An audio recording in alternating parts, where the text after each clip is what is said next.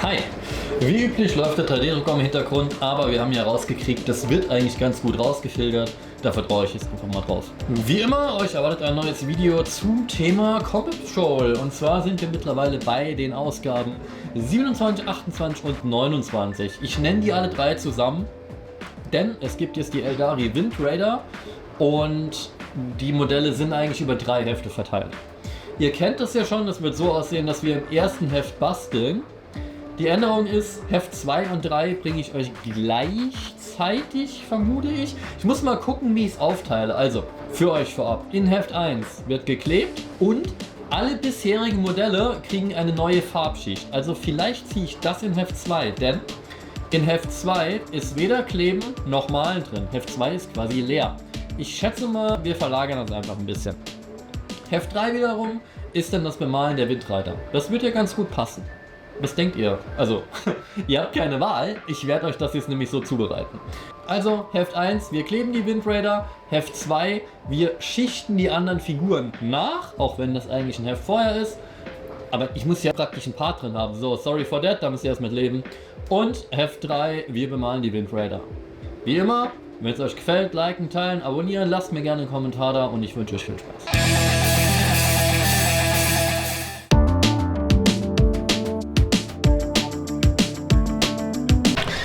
So, dann wollen wir mal. Ich habe wieder am Licht gearbeitet. Das sollte hoffentlich passen. Vorab, sorry, ihr hört es vielleicht, ich habe eine Erkältung, meine Stimme ist im Arsch, aber ich will den Schnitt von einem Video pro Woche halten. Übrigens, eben absolut filmreif. Ihr wisst, ich habe meinen, wie heißt das Ding? Diesen Wasserspender für meine Pinsel hier stehen, bei dem ich quasi wie so eine Klospülung abdrücken kann, damit das Wasser immer klar ist.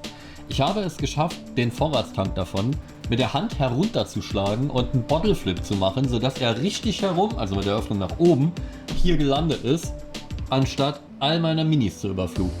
Da ist einmal die Kamera aus. Das heißt, wie es ist, das Licht ist komplett indirekt gestellt. Ich hoffe, es ist noch hell genug und trotzdem reflektiert nichts. Ich hatte nämlich eben immer noch eine Reflexion auf dem Heft und ich weiß einfach nicht, was da noch reflektiert. Ich kann es mir nicht erklären. Right. Da meine Stimme nicht lange durchhält, schnell rein in den Inhalt. Wie schon gesagt, wir haben 6 Windreiter vor uns und es geht ums erneute Schichten und wieder um die Grundregel. Ich zerlege das jetzt gleich mal, machen wir ja immer. So, los geht's mit der Bauanleitung für die Windreiter. Da wird geklebt und es gibt eine Auswahl. Ich kann euch gleich schon spoilern, die Auswahl gibt es lustigerweise eigentlich nicht. Es ist nämlich 6-mal der fast identische Bogen. Da sind ein paar Figuren, ein paar Teile sind anders, aber ihr könnt nicht wählen, ihr habt gar nicht genug. Ihr habt genau 6 von diesen Motorhauben. Die sind leicht variabel, aber ihr könnt nicht tauschen. Und, das sei an der Stelle auch schon mal gesagt, die Zahlen hier stimmen nicht. Wahrscheinlich basiert diese Anleitung auf, ich schätze, einem Army-Pack, in dem die Windreiter mal drin waren und wo die anders nummeriert sind. Dann eben auch mit Variationen vorliegen. Wie gesagt, hier ist jedes Teil nur einmal da. Ihr habt nur die Stützen doppelt und bei den Waffen hier unten habt ihr actually wirklich eine Auswahl. Aber hier sind die Zahlen falsch. Es war an 2 oder 3 Stellen, ich kann es euch gerade auswendig nicht mehr sagen. Ich habe auch sowas mal vorher geklebt, deshalb weiß ich es. Waren die Zahlen verkehrt. Nicht schlimm, man erkennt es, aber ich dachte, ich erwähne es. So, kommen wir zum nächsten Step. Das hier werde ich euch in Heft Nummer 28 zeigen. Nicht in der 27, wo wir jetzt sind, sondern in der 28. Denn dort gibt es keinen Inhalt. Denn dort gibt es keine Praxis. Damit wir was zu tun haben, schichten wir dort. Wird hier jetzt gleich nicht gemacht. Wir kleben gleich schon. Okay. Dennoch wird das Schichten hier genau erklärt. Wir müssen das mit quasi allen Figuren machen, die wir schon gewascht haben. Jetzt. Also wir sind hier mit der Shade grob drüber. Ihr seht es hier. Und da gehen wir jetzt nochmal mit der Grundfarbe mit dem Pinsel drüber, aber eben nicht in die Tiefen. Schön sanft, die Übergänge halten, aber nicht, hier seht ihr das auch, in die Tiefe reinkommen, falls das passiert, wieder die Wash rein. Und wieder neu schichten und dann wieder und dann wieder und dann wieder. Ihr wisst, worauf es hinausläuft. Auch hier, die Zähne haben wir ja einfach überspült mit der Nicht wundern, ich benutze Shade und Wash irgendwie immer. Einfach ignorieren. Also, die Haut wird neu geschichtet, die Zähne werden neu geschichtet. Auch die Haut auf den Bases. Scheiße, ich glaube, ich habe vergessen, die zu schattieren. Müssen wir uns nachher angucken. Aber auch das Corax White geht ja auch nochmal drüber. Also die Abzeichen, vor allem auf den Schulterplatten. Und die Helme der Tyranniden. Was ist denn heute mit mir? Verzeihung, ich bin krank. Die Helme der Eldari. Was mir hier übrigens noch fehlt, ist der Hinweis, dass wir auch den Helm von diesem Kollegen hier nochmal mit Korax weit übermalen müssen, denn der ist ja auch schattiert. Den haben die generell vergessen hier. Funny. Ja, die haben den Phantomlord vergessen, obwohl man den ja hier schon hat. Nun, egal, also ihr macht den Umhang neu, ihr macht die Weißflächen neu und ihr macht die Haut der Tyranniden neu. Bei den Space Marines ist es hier nicht gezeigt, da müsst ihr auch nicht extra, der hier ist nicht schattiert, da müsst ihr nicht extra nochmal rein, weil ihr habt das ja eh nur an den Kanten gemacht. Nur bei den Tyranniden seid ihr doppelt drüber gegangen. Wenn ihr irgendwo zu viel gekleckst habt, dann müsst ihr wieder ran. Im Normalfall sollte es aber nicht nötig sein. Dann müsst ihr nur hier an die Abzeichen, vielleicht ein bisschen ans Gold, wenn ihr da geschweinst habt, aber auf dem Blau müsst ihr eigentlich nichts nachmachen. Gut, gucken wir uns noch an, wie die Tyranniden im Vorher-Nachher-Vergleich aussehen. Falls ich dieses Blatt halbwegs intakt hier rauskriege. So, da ist der Unterschied natürlich krass. Die sind ja im Moment so ein bisschen rosa. Danach sind sie immer noch ein bisschen rosa, aber eben mit weißerer Haut, sag ich mal. Okay, im Text geht es um die Aspektkrieger der Eldar. Es gibt viele Aspekte von Khaine, dem bluthändigen Gott. Ihr erinnert euch, ich hab's euch erzählt, nachdem sie, ich kann es jedes Mal anbringen, nachdem sie Slaanesh in die Existenz gerammelt haben, hat dieser die Eldar-Götter schlichtweg gefressen. Alle, außer dem Trickster und dem Kriegsgott. Der Kriegsgott wurde zwar auch besiegt, aber später, er hat gegen ihn gekämpft und dann wurde er in Aspekte zertrümmert, sodass es ihn immer noch so ein bisschen gibt. Egal. Jene Asuryani auf dem Pfad des Kriegers widmen ihr gesamtes Leben dem Studium und der Perfektion einer Disziplin, die auf einer einzelnen dieser Facetten basiert. Diese Kampfspezialisten nennt man Aspektkrieger und sie gehören zu den gefährlichsten Streitern der Galaxis. Den Rest, wie immer, müsst ihr euch selbst zu Genüge führen. Gemüse führen? Ich weiß gerade nicht. Okay. Hier sind dann schon mal einige Krieger vorgestellt. Zum Beispiel die Schwimmspeere, die Warpspinnen, wer Dawn of War gespielt hat, die gibt es auch in Dawn of War. Genau wie die Todesfeen. Aber hier sind auch Skorpionkrieger, Feuerdrachen mit Flammenwerfer und zuletzt noch Seelenschnitter, die ich persönlich richtig cool finde. Die Seelenschnitter repräsentierten Khaine in seinem Aspekt als Zerstörer. Deshalb auch die Schädelhelme. Finde ich ultra geil. Vielleicht kaufe ich mir die auch mal. Ich bin echt nicht so der Eldar-Fan, aber die sehen cool aus. Und die Todesbarke. Hier kommen dann auch noch die Kriegsfalken. Sehen auch irgendwie cool aus mit ihren Flügelchen. Und die Blutjäger. Alright. Wir sind bei den Grundregeln zum Spielen. Das ist die Einleitung, wie das Spiel funktioniert. Jungs, ist hier nicht ein bisschen spät. Willkommen bei den Grundregeln von Warhammer 40k. Wir haben ja schon ein paar andere Spielweisen, deshalb irritiert es mich gerade. Ich meine, das Tutorial, klar, kann ja vorher stehen, das war bei den Spec Marines dabei. Aber dass jetzt wirklich die Einleitung in das Grundspiel kommt, macht mich fertig. Weil wir haben ja doch schon auch fortgeschrittene Spiele. Egal, genau. Hier wird nochmal auf die Combat Patrol Sammlung eingegangen. Die vollständigen Grundregeln sind ein wichtiger Zusatz, mit dem du das meiste aus deiner Sammlung von Warhammer 40k Combat Patrol herausholst. Hier erfährst du, wie du mit ihrer Hilfe grandiose Schlachten schlägst und spannende Geschichten erzählst. Und ich freue mich sehr darauf. Wirklich. Voll Bock. Genau, dass man seine eigenen Geschichten erfinden kann. Da ist auch schon das Astra Militarum zu sehen, die kommen noch. Ich kann den Kollegen da gerade nicht einordnen. Ich schätze Chaos, ich weiß aber nicht. Okay, hier, das ist ganz wichtig. Ihr seht auch den QR-Code. Update steht bereit. Manchmal werden Zusatzinformationen veröffentlicht, um die Regeln zu aktualisieren, klarzustellen oder anzupassen. All diese Informationen findest du mit diesem QR-Code, der dich auf die Webseite der Warhammer Community bringt. Hast du Fragen zu einer Regel, kann es gut sein, dass sie im FAQ-Bereich bereits beantwortet wurde. Außerdem erfährst du hier, wenn Regeln aktualisiert wurden, um ein noch ausgeglicheneres Spielerlebnis anzubieten. Das ist ja richtig umfangreich hier. Und da ist jetzt tatsächlich das Inhaltsverzeichnis dafür. Was noch kommt, maybe? Fragezeichen. Jetzt springen wir. Wir sind zwar immer noch im Spielen, aber es kommt eben noch ein paar zum Spielen hier. Und zwar die Kampfpatrouille 3. Der Einsatzverband Octavius. Die Space Marines von Einsatzverband Octavius sind darauf spezialisiert, die Feinde des Imperators selbst in dichtestem Gelände zu bekämpfen. Ob sie auf den verdrehten Decks eines Space Hulks kämpfen, in der grünen Hölle eines Todesweltdschungels oder in den Ruinen von krieggeplagter Städte, ihre Widerstandskraft und ihre verheerende Kurzstreckenbewaffnung nimmt es selbst mit bestens eingegrabenen Feinden auf. Weil hier von einem Space Hulk die Rede ist. Ich habe lange nicht gewusst, was ein Space Hulk ist. Soll ich euch dazu was erzählen? Ich glaube, das machen wir. Während ich klebe, dürft ihr euch anhören, was ich über Space Hulks im Lexikon finde. Ja, hier die Einheiten nochmal. Dann geht es hier um den Vardengast-Schwarm. Das ist der, den wir hier gebastelt haben. Imperiale Kryptogelehrte kategorisierten diesen Schwarm aus Kriegerorganismen der Tyranniden nach einer Reihe von Überfällen entlang der Vardengast-Front, die einen schrecklichen Preis an menschlichen Leben forderten, als Bedrohung der Alpha-Kategorie. Diese gefräßigen Xenos stoßen wie eine einzige Kreatur aus vielen Leibern in die feindlichen Linien vor, wo sie den Feind mit abstoßender Biomunition behaken oder mit Krallen und Zähnen im Nahkampf über ihn herfallen. Okay, es wird tatsächlich nicht gespielt diesmal. Krass. Einmal am Ende muss noch alles scheiße sein. Ich hasse das. Ich habe sie so gelobt, dass das Problem weg war. Hier auch nochmal ein Bildchen zu ihnen. Ihr habt die ja alle schon zur Genüge bei mir gesehen, aber sie sind noch nicht ganz so bemalt wie hier. Dann nochmal die Werbung und jetzt kommt der Ausblick, der wenig überraschend ist in diesem Fall. Ihr wisst es ja schon. In Heft Nummer 28 gibt es Windreiter und in Heft Nummer 29 gibt es dann Windreiter. Gut, wir gehen kleben. Und sorry nochmal für meine zerstörte Stimme.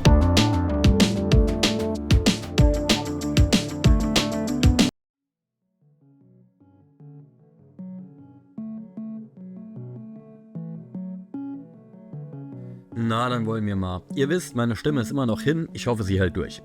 Also, ich habe mir überlegt, ich erzähle euch heute was zu Rathbone. Also zu dem Material, aus dem beinahe alles besteht, was die Elder verwenden.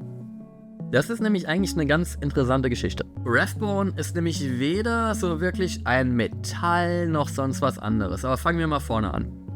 Also, Rathbone ist der Grundpfeiler der Elder-Gesellschaft bis zu einem gewissen Grade. Denn ihre Schiffe sind aus Rathbone, ihre Zauberruhen sind aus Rathbone, ein Großteil ihrer Rüstung und auch ihrer Waffen. Jetzt geht es um die Frage, was genau ist das? Ihr wisst ja, in Warhammer 40k, der Warp, Schrägstrich die Hölle, nenne ich es mal ganz platt, also im Warp, wo die Dämonen leben, wo die wilden Kerle leben, nein, wo die Dämonen leben, das ist der Warp. Und Rathbone ist so eine Art verfestigte Warp-Energie. Also kein Metall, kein Kunststoff, keine wirklich natürliche das Material, dass ich zum Beispiel, wenn ich einen Baum fälle, kann ich da kein Rathbone rausgewinnen, sondern das wird aus dem Warp, aus dem Nichtsraum gezogen und verfestigt. Und zwar kann das potenziell eigentlich jeder Elder. Die haben alle diese Fähigkeit, aber es gibt einige, die sind darauf spezialisiert, Rathbone zu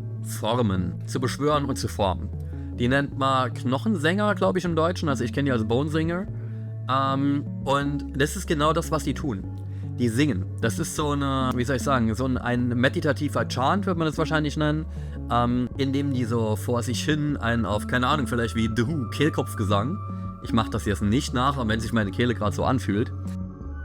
Auf jeden Fall, dadurch ziehen die erstmal aus dem Warp ein Stückchen raus und dann wird es durch Konzentration, der natürlich mit Gesang ein bisschen verstärkt werden kann, festgehalten und zum Wachsen gebracht. Dann wird es mehr und mehr und mehr. Und durch noch mehr Konzentration kann es in jedes beliebige Muster, in jede beliebige Form gebracht werden, gesungen werden, so gesehen. Das soll heißen, ihr könnt daraus eine Knarre zusammen singen oder einen Helm. Den habt ihr dann in einigen wenigen Sekunden oder Minuten. Oder ihr trällert euch gleich ein ganzes Raumschiff zusammen. Das dauert dann schon ein bisschen länger und am besten nehmt ihr noch 300 bis 400 von euren Freunden dazu. Aber so sind die Elder, wie heißen die nochmal, diese Craftships entstanden. Also die Heimatschiffe, auf denen die Elder-Clans leben. Und im Endeffekt war es damit auch das Rathbone, das die Elder eigentlich davor bewahrt hat, bei der Geburt von Slaanesh ebenfalls verschlungen zu werden, wie 90% von ihrem Volk. Weil es sind ja die Craftworld-Elder und die Drukhari, dazu kommen wir am nächsten Heft, die noch leben. Und im Fall der Craftworld-Elder, weil eben sie A, durch das Rathbone, mit dem sie Schiffe gebaut haben, weit genug weg waren und B, das Rathbone an sich sie so ein bisschen gegen die Druckquelle des Geburtsschreis abgeschirmt hat. Genau. Also die Schiffe sind natürlich nicht komplett da draus, die sind da ein bisschen rausgetrellert, das ist dann so quasi das Gerüst und da wird dann der Rest reingebaut. Aber ich glaube, die Außenplatten sind auch Rathbone. Da müsste ich mich nochmal genau einlesen. Wie immer, Quelle sitzt unten. Ich habe alles aus dem englischsprachigen Lexikanum rausgefischt. hab's mir grob übersetzt und ergänze es mit dem, was ich sowieso weiß, mit dem, was ich hier im Lexikanum vor mir habe und springe deshalb manchmal wild hin und her zwischen den Paragraphen. Sorry for that. Alles in allem ist Rathbone dadurch das perfekte Material. Also es können natürlich nur Elder verarbeiten, ich wüsste von keinem anderen Volk, das das kann, aber es ist sehr viel stabiler als Stahl und es ist dadurch auch viel stabiler als alles, was das Imperium an Panzerung und Schutzvorrichtungen hat. Und das Genialste an dem Zeug eigentlich ist, dass es sich bis zu einem gewissen Grade sogar selbst reparieren kann. Es ist so ein bisschen wie Memory Foam, nein. Also wenn Rathbone beschädigt wird, kann es nochmal Lücken schließen und zur vorherigen Struktur zurückkehren. Auch hier kommen die Knochensänger wieder zum Einsatz, die Bonesinger, die beschleunigen das natürlich. Also damit können beispielsweise Schiffe repariert werden. Da wird dann keine neue, Rathbone-Platte dran geschweißt, sondern die alte Platte wird ein bisschen angesungen und wächst dadurch nochmal zusammen. Sorry, mein Hals. Und, was auch beim Schiffsbau sehr praktisch ist, man kann es als Leitungsnetz nutzen. Nicht für Strom, aber für psychische Energie. Was die angeht, ist es nämlich leitfähig. Und zudem, das habe ich aber eben schon mal kurz erwähnt, es ist ein Schutzschild gegen den Warp. Da es aus Warp-Energie besteht, schirmt es dagegen auch ein bisschen ab. Und die Elder nutzen eben diese beiden Fähigkeiten für die Raumfahrt. Also einerseits, dass es eben gegen den Warp schützt und andererseits, dass es diese psychische Energie leiten kann, denn es hilft ihnen auch bei der Kommunikation. Und es ist eben so, man kann damit quasi, sobald man unterwegs ist, immer noch leichte Korrekturen machen. Da es ja eben es ist nicht wirklich lebendig, da es aktives Material ist, das man mit seinen Gedanken formt, kann man dann natürlich sogar immer noch Anpassungen vornehmen. Also, wie gesagt, ohne Rathbone gäbe es die Elder eigentlich überhaupt nicht mehr, dann wären sie wahrscheinlich alle hops gegangen bei der Geburt von Slaanesh, denn es fehlt ja noch, sie haben einen Gott in die Existenz gerammelt. Das müssen wir langsam mal üben, dass das im Chor kommt. Vielleicht lege ich da beim nächsten Mal Halt drauf. Und jetzt alle. Wir haben einen Gott in die... Egal. Genau. Also, ihre Schiffe sind auf Rathbone, deshalb leben überhaupt noch ein paar Elder, die weit genug weg waren und dann eben von ihren Schiffen, von den Craftworld-Schiffen beschützt wurden. Aber das geht dann noch viel komplizierter. Ich habe ja eben schon erwähnt, es leitet psychische Energie. Dementsprechend haben die Elder auch ihre Runen aus Rathbone geformt, die dann mit psychischer Energie durchtränkt sind, die dann genutzt werden können, die ihre Power quasi dadurch erhalten, aus dem Material, aus dem sie sind und der Kraft, die hineingelegt wurde. Und jetzt noch dazu, wir hatten Raumschiffe, wir hatten Runen, natürlich auch, warum es allgemein im Krieg genutzt wird. Ist ganz einfach. Dadurch, dass dieses Material quasi mit psychischer Anstrengung, mit Singen und so weiter in seine Form gebracht wird, habe ich nirgends Sollbruchstellen. Ich muss nichts nutzen, um es an irgendetwas zu befestigen. Ich habe noch nicht mal Kanten, sondern es wächst. Es wächst wie ein Baum. Ein Baum hat ja auch keine scharfen Kanten, manchmal vielleicht eine Sollbruchstelle, aber ihr wisst, was ich meine. Also das ist immer in der perfekten Form. Dadurch wird es nochmal stabiler, weil ich keine Vor- und Nacharbeit habe. Und daraus fertigen die Elder eben auch teilweise ihre Rüstung. Genau, ich bin im Hintergrund eigentlich fertig. Ich mache gerade die durchsichtigen Stützen für die Raumschiffe fertig. Und ihr habt es ja gesehen, man klebt ich nenne sie mal die Hoverbikes, hier einmal schnell mit dem neuen Zement zusammen. Dann werden die Figuren grob montiert und wiederum auch draufgepappt. Und jetzt ganz wichtig, ihr müsst dran denken, dass ihr die Stützen noch nicht festmacht vorm Grundieren. Im nächsten Heft geht es dann weiter mit dem Bemalen. Bis dahin habe ich sie grundiert und erst wenn sie fertig sind, werden sie aufgeklebt.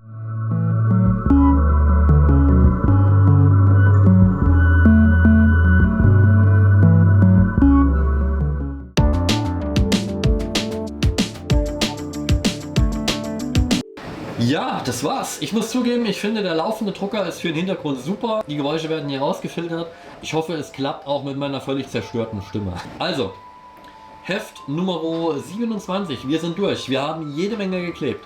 Vorab, ich war noch nie so schnell mit so vielen Einheiten im Kleben, seit ich mit Combat Patrol angefangen habe. Ich hatte früher andere Kleber, als ich noch viel Warhammer geklebt habe. Das ist aber fast 20 Jahre her. Jetzt mit dem Tamiya Zement bin ich dermaßen fix hier durchgekommen. Aber es ist Zement. Wenn ihr euch verklebt, habt ihr ein Problem. Ihr könnt dann nicht mehr nachjustieren. Das ist nämlich, um das kurz zu erklären, Aceton. Das heißt, ihr löst den Plastik an und verschmelzt den quasi miteinander, weil beide Seiten flüssig werden und ihr habt dann ein Stück. Wenn ihr da was verklebt, good luck. Zum Inhalt. Ja, was soll ich sagen? Wir haben sie geklebt, die sehen geil aus. Ich finde es richtig cool mit diesen transparenten Stützen, die wir auch nochmal zusammengeklebt haben. Wichtig ist, bitte klebt die nicht direkt auf die Stützen drauf. Ihr müsst noch kodieren und dann bemalen. Danach könnt ihr sie immer noch festkleben, aber erst wenn sie ganz fest sind. Sonst habt ihr nur Schweinerei oder Scherereien, weil ihr das durchsichtige Plastik bemalt, wie auch immer. Mir hat es auf jeden Fall Spaß gemacht. Im übernächsten Heft werden die jetzt eigentlich erst bemalt. Im nächsten Heft, ihr habt es ja mitgekriegt, ich habe den Inhalt von diesem Heft nicht ganz gemacht. Wir haben noch nicht gelernt, wie man neu schichtet. Ich habe es euch nur einmal vorgelesen. Das schauen wir uns in Heft Nummer 28 an. Da ist nämlich kein praktischer Part drin. Ich hielt es für eine gute Idee. Sagt mir gerne, ob ihr es so gut findet. Ändern könnt ihr das eh nicht mehr. Aber deshalb, das Schichten gibt es in Heft 28. In Heft 29 machen wir es dann wieder weiter, wie es von den Heften verlangt wird. Und wir schichten die Figuren neu. Wie üblich, ich hoffe, euch hat es gefallen. Mir hat Spaß gemacht. Und liken, teilen, abonnieren. Guckt auf Twitch vorbei. Wir sehen uns in der nächsten Ausgabe.